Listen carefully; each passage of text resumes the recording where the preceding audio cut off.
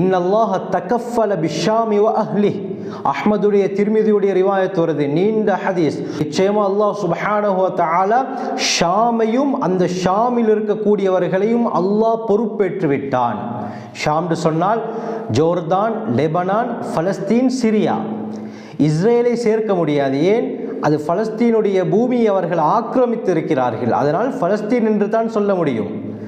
இந்த 4 நாடுகளுக்குத்தான் ஷாம் என்று சொல்லப்படும். இந்த ஷாமில் இருக்கக்கூடிய மக்களை அல்லாஹ் பொறுப்பெடுத்து விட்டான்னு ஸல்லல்லாஹு அலைஹி வஸல்லம் சொன்னார்கள். 70,000க்கு மேற்பட்ட நபிமார்கள் வந்த இடம் அந்த ஷாமுடைய பூமி, பலஸ்தீனுடைய பூமி.